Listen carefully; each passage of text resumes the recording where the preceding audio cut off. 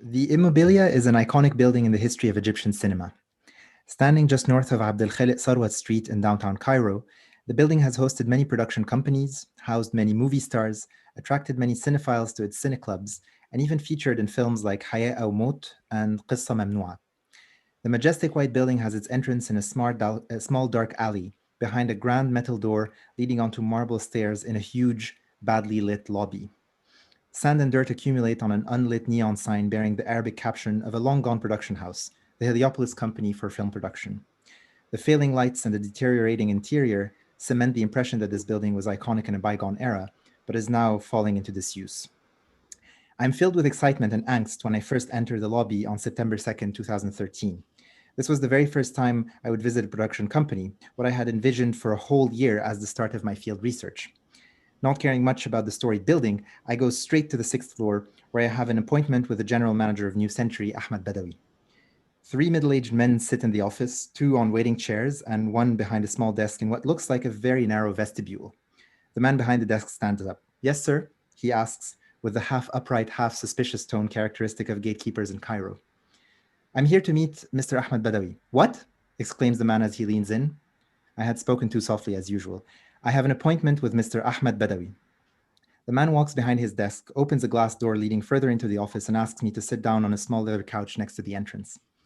This room is bigger than the vestibule, yet it feels narrower because of the large desks covered in boxes, papers, and computers. Behind the desks, a young man in a dress shirt and a young hijabi woman stare at me in silence, while the reception man enters another narrow corridor. 1 or 2 minutes later, he comes back saying, "Itfaddal," politely nudging me to come through. Welcome to Middle East Center Book Talk, the Oxford podcast on new books about the Middle East. These are some of the books written by members of our community, or the books that our community are talking about. My name is Walter Armbrust, and I teach social anthropology of the Middle East. And I'd like to introduce tonight's speaker. My guest is Chihab El Khachab. Chihab came to Oxford in, I think it was 2010, it might have been 2011. 2012. 2012, okay. So it was after I got back from Egypt, not before. To do a DPhil, or a PhD in Oxfordese in anthropology. He was supervised initially by Paul Dresch, and when Paul retired, by Marcus Banks and myself. After completing the DPhil in 2016, or was it 2017? I'm not sure. Chihab won a ultra-competitive junior research fellowship at Christ Church College, and he went from that to an also super competitive British Academy Early Career Fellowship at Cambridge, which is where he is now. Chihab's dissertation was an ethnography of film production in Egypt, which has now been converted into a book published by the American University in Cairo Press titled "Making Film in Egypt: How Labor, Technology, and Mediation Shape the Industry." And Chihab, first of all, I want to welcome you to Book Talk. And welcome back to the Middle East Center community, at least virtually speaking. I feel like you've never really left, but I do still want to ask you how your Oxford experience prepared you for your research. In many ways, I think, in my first year at Oxford, I did quite a bit of reading in general kind of visual anthropology, and especially people who kind of worked on film in anthropology in other parts of the world. In Egypt specifically, there wasn't that much written. I mean, there was your work essentially and maybe a few other people. But basically being in Oxford and being supervised by Marcus and Paul Dresch, as you've mentioned, gave me a kind of broader sense of the field of visual anthropology and what kinds of gaps there were in terms of studying film in different parts of the world. As well as having a Middle East center, I think was a big difference, not just because of the Middle East Center seminar series and the people there, but also the graduate students that were there. I think I had a lot of connections with some of the people who had ongoing work, fieldwork specifically in the region. And I think that helped quite a lot to gain a sense of the particular type of audience that I would be going for if I'm going to do my research in Egypt. So that's before even fieldwork, and post fieldwork, that was even more important. I think the particular community of scholars that gather around issues of visual anthropology and Middle East studies, I think Oxford was quite central in bridging those two interests together, not just in terms of resources, but also in terms of the people that were there. Tell us something about how you wrote this book. I mean, what made you want to write about the film industry in the first place? I mean, media professionals, in my experience, tend to be a really tight-knit group. I mean, they might not be easy to talk to in general, but the work tends to be really specialized. So how did you go about transforming yourself from an outsider to somebody that filmmakers could talk to about their work? Yeah, that's a good question. Sometimes I'm not even sure how this happened in practice, but I think, well, the interest really comes from, I always had an interest in film and, watching movies and trying to understand how they're made specifically. And I felt like after I went to university and did an anthropology course, I was like, well, why don't we do an anthropology of how they make movies? And at the time where I started having those ideas, there wasn't much in the way of a literature that's very ethnographic, but also on commercial film production, for reasons that partly have to do with what you described, that it's quite a specialized field, that access is quite difficult. And I think what helped me a lot specifically in the case of Egypt were two things. I think one of them was luck in some ways, that like I managed to meet people that were open enough to the idea of having an ethnographer hanging around their set, right, all day. And because of the general informality of a lot of interactions in Cairo, I feel like this helped me out quite a lot once I had an in. The excerpt that I read at the very beginning of today was basically the first time I met one of the really important people for my fieldwork that then kind of connected me with one of the projects that I followed from beginning to end. And once that was done, once you're on the set, everyone is just kind of, talking to you since you're around anyways. And I think the other thing that helped out quite a lot was that I came off as just like a young single man, which is what a lot of people in the industry are, and single Egyptian man specifically, right? Like I didn't necessarily look like I was out of place in that sense. So most people, when I encountered them, they would assume that I was doing some kind of thing on set. And then I'd have to explain to them that I'm, actually an ethnographer. And then what is ethnography and why am I taking all these notes? And then they make all these jokes about me, taking notes on set and stuff. But I think that part of that informality in my particular position and the way I came off to filmmakers made it easier to interact. And I think the other thing is I think I was a fairly quick study in the sense that like I feel like I've quickly caught on to like what I could do, what I couldn't do, when I could ask about things, how I could ask about them. And so I hope that I wasn't too annoying for people to, be around too much. So your book's about labor, but it's also about mediation. Mm-hmm. And I'd like to ask you, how do labor and mediation go together? I mean, in everyday life, people talk about media or the media all the time, and I suspect it doesn't take much of a leap of imagination for most people to think of media as a business, but not necessarily as labor. And mediation sounds like something that's done between two people or between two entities to bring them together. And so I just want to ask, how did you conceive of making a relation between media and labor in your work? Well, so this is something that I came to from my experience in the industry. And I think later on, after I came back from field work, I realized that there was quite a bit of literature in something specifically in media studies that's called production studies, that studies that specific relation between media and labor. But really, for me, it came from just hanging out with people on film sets and hearing them talk all the time about like their work and the next contract that they're going to get, and how tired they were because shooting days are super long, or how difficult it is to negotiate certain things because there aren't very strong unions, for example, or things of the sort. So there was a lot of talk about labor, and there was a lot of kind of embodied instances of labor in action in the process of the production of film. So that's how I came to conceive of this as a very central issue. And this is the first chapter that I actually wrote back when this book was a thesis. And I think in terms of thinking about mediation and the relationship to labor, like a lot of the literature in production studies, what I basically came to understand was that a lot of what the final product of media is, and the kind of the thing that you end up seeing, whether it's like a movie or a TV series or a video clip or whatever, tends to erase quite a bit of the labor that's done behind the scenes. And when you're there while it's being made, you just feel a very different texture of like all sorts of people working. There's quite a kind of a large division of labor, lots of equipment, lots of stuff happening all the time.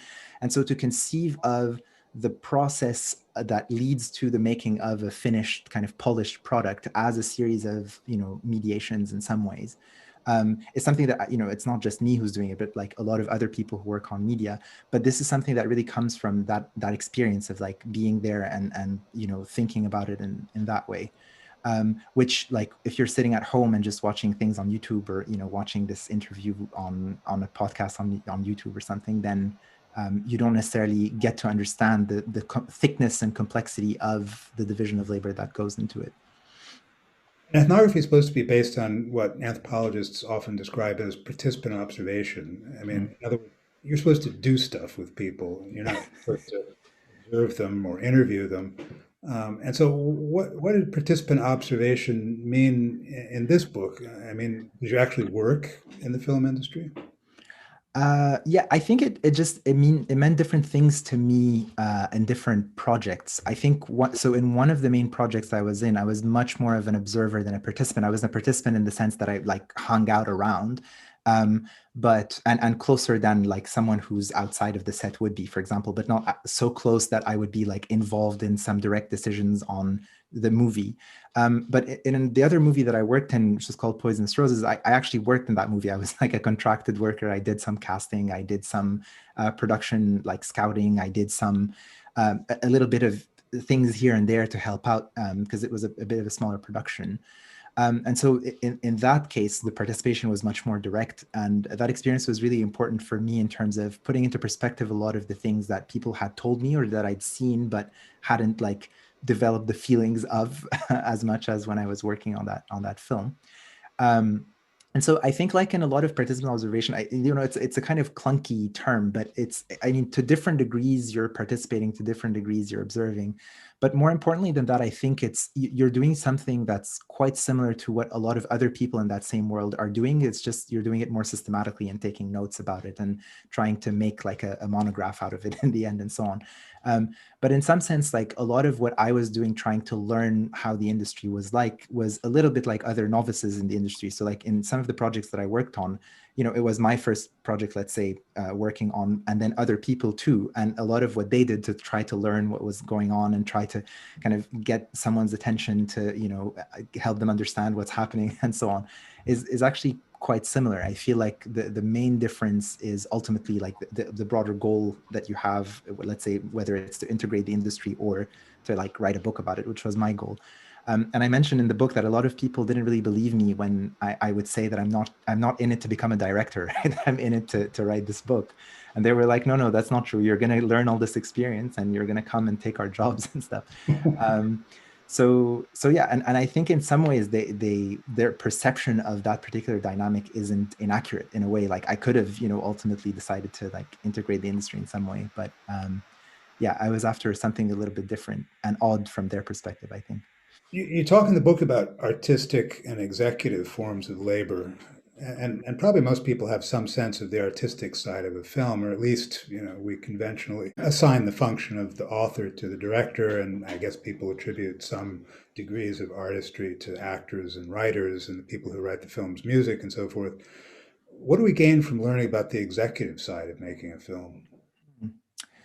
That's a good question. I think, well, so the first thing is that you gain to understand how the people that make the decisions end up having them executed, right? Like, because ultimately, like what I always find interesting about people talking about the director did this or the cinematographer decided that, is that in that verb that they're using to decide, to make, and so on, there's like a lot of people that are involved in the making of it happening, right?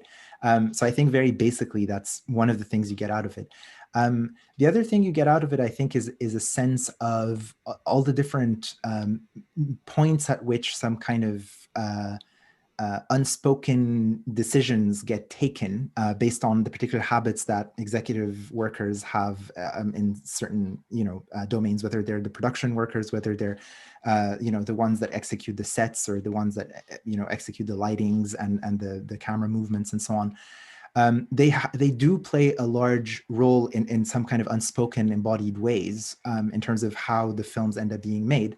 But because they're treated both by the more higher end workers and by the academic literature often as just kind of cogs in the machine that just like execute some decision that was already made in advance.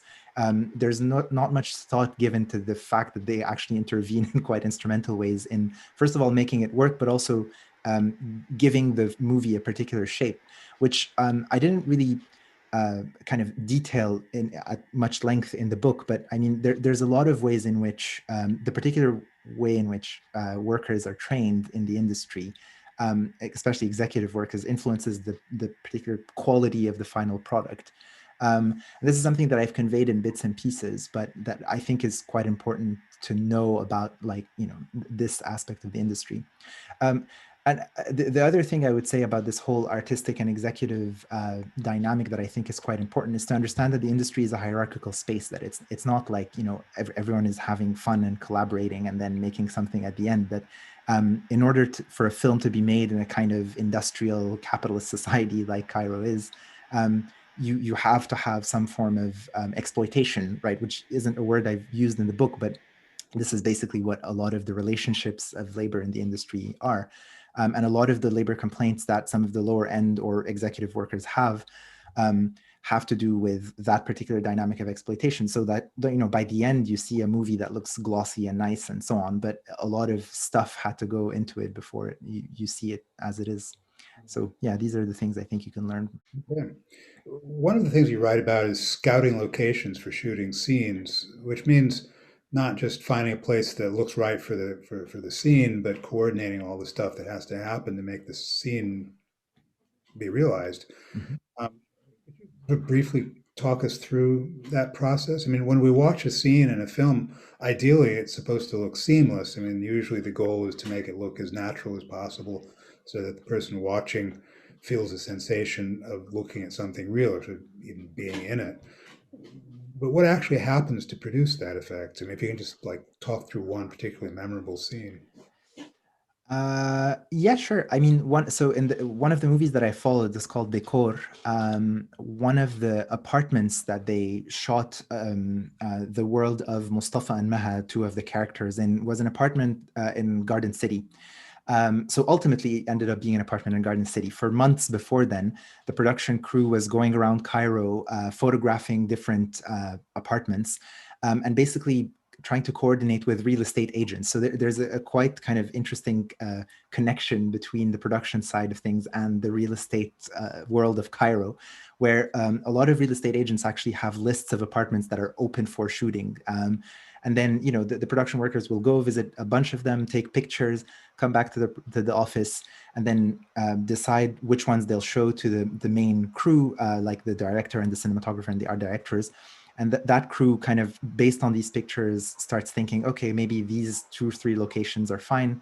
They go look at it in person. And then once they find something that's good for them, they choose it. And this is a little bit what happened in the case of the apartment that ended up being in Garden City in that movie.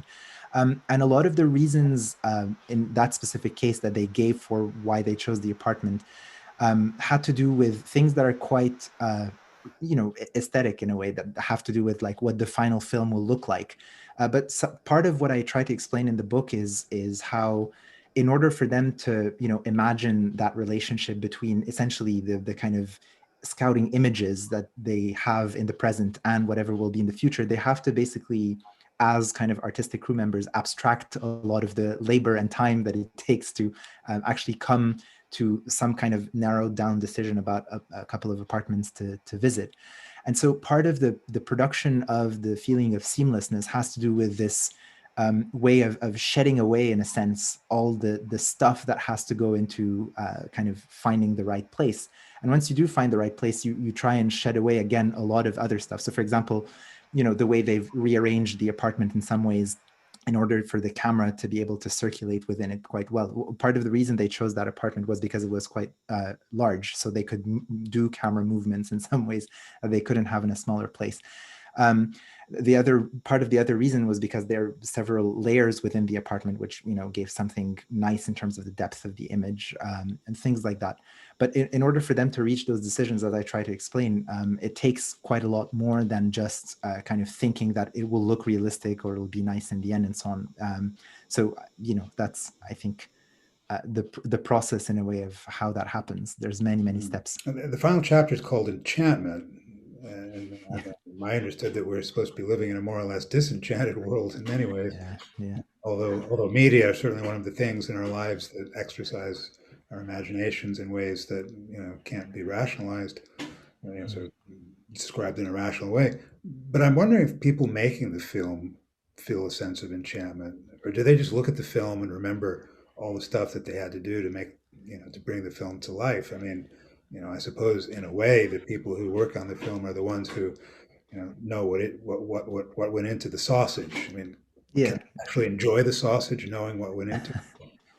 I think it depends who you ask. I talk about this a little bit in the book. I mean, the way I use the term enchantment is really coming from a very specific thing from Alfred Gell, who's an anthropologist of art, who talks about enchantment as this particular thing that artists want to get out of their audiences, basically. And what I try to explain a little bit in that chapter is basically how the Egyptian film crews try to produce that sense of seamlessness in the film as a way of enchanting their audiences. But in terms of how they feel towards their own product, in a way, I think it depends a lot on who you're asking within the hierarchy of film production. Like, I've met loads of workers that don't even want to watch their own movies. I've met loads of workers that work in movies that they don't enjoy as a genre, kind of, it just happens to be the movies that they find work in.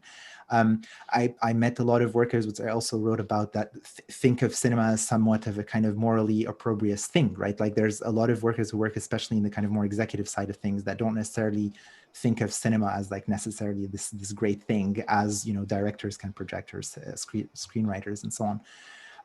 And from the viewpoint of directors or screenwriters or the more higher end workers, it also depends on what the particular product is and what they their kind of sense of how it managed to happen. I guess changes over time as well, and this I see with the movies that I followed. The decor was made in 2014, and with time, the more I hear back about like people reminiscing about what that movie was like and how it was like, I think what a lot of the workers that worked in that movie retained from it was actually how nice of a set it was as an experience, kind of to just be there, and people were nice to each other. There wasn't major drama. There wasn't people insulting each other on set. I think they worked fairly reasonable hours as far as that's possible in Egypt, and so that's a lot of what they remember. But then in terms of the movie itself, that's not necessarily what's on the mind of filmmakers. So I don't know. I think it really depends who you're asking within the crew. It's not always the things that people retain from the making of film isn't what we think it is. Okay, well, so I'll take that as saying that some people would rather have steak than than sausage. Yeah, absolutely. Thanks for an excellent conversation on a great book. I've been speaking with author Chihab El Khachab about his book, Making Film in Egypt, How Labor, Technology, and Mediation Shape the Industry. The book has been published by American University in Cairo Press. It's out now. I think AUC has a very good international distribution. Yeah, it's available everywhere, essentially. You should be able to get it at a bookstore near you or an online book vendor, whichever one you use. This has been Middle East Center Book Talk. Thank you for listening, and goodbye from Oxford.